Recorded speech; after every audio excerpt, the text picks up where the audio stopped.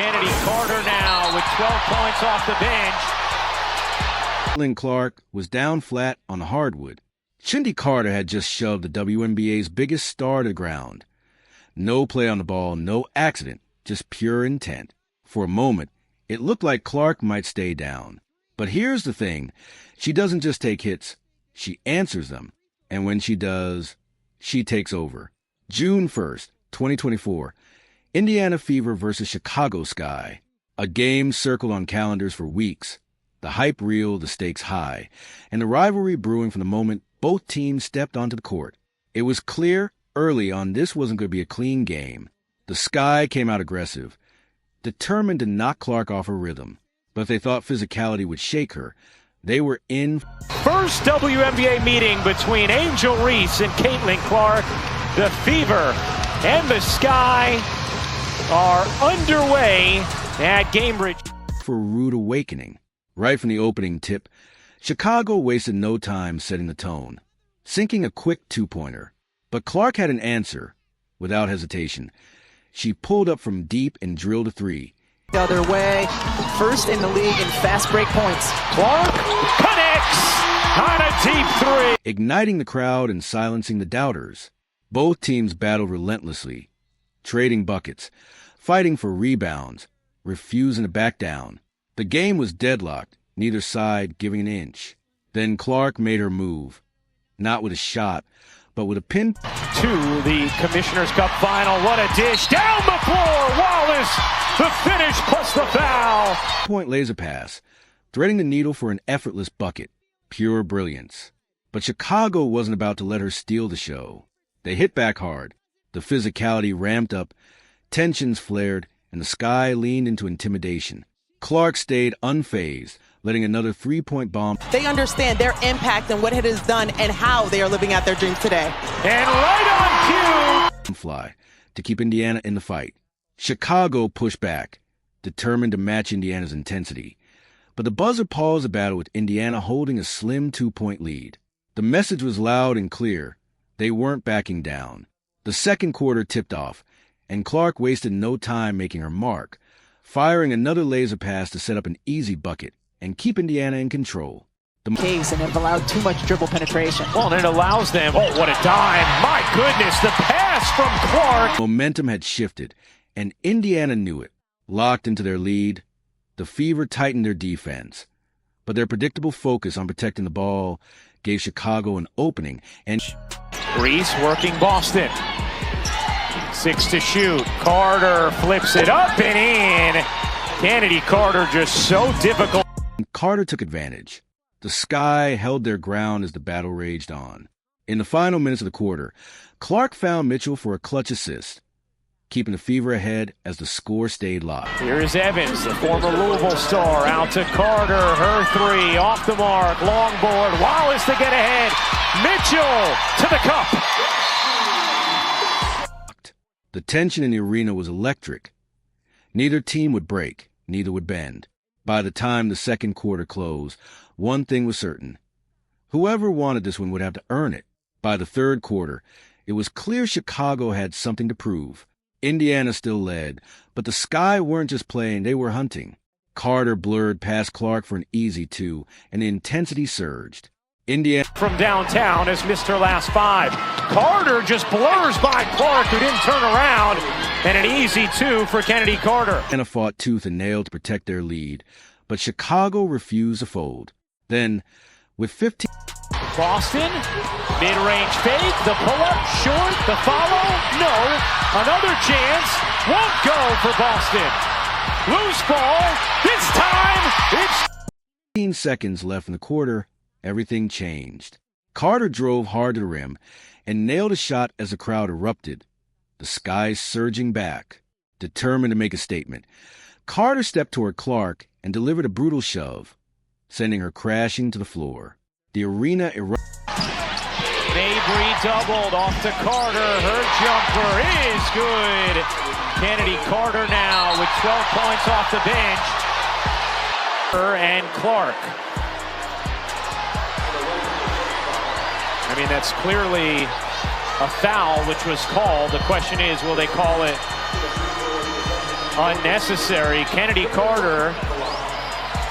Interrupted. Clark didn't even have the ball. The whistle blew. The refs reviewed the play, and a clear foul was called. Clark stepped to the line and sank the first free throw as the buzzer rang.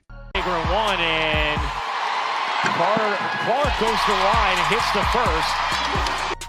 The scoreboard told the story. Chicago Sky 49, Indiana Fever 54. They had tried to knock Caitlin Clark down, but if this game proved anything, it was that she wasn't staying down. Not now, not ever. In the final stretch, Chicago locked in on Clark, determined to shut her down, but she was about to prove, with skill and poise, that she was unstoppable. It didn't take long before she snatched a rebound and orchestrated a play so sleek it dazzled fans and spectators alike. The ball swishing clean through the net. Chicago struck back immediately. Carter met by Boston. Williams bricks it. Clark another rebound. Tosses ahead. Wheeler extra feed. Oh, that was pretty. A foul. But Indiana didn't just get the fast break bucket. They earned a free throw too. The scoreboard read 57-64. Indiana still in front. But Chicago refused to back down. The battle intensified. Defenses tightened. Offenses pressed harder. Whistles echoed as the referees struggled to keep control.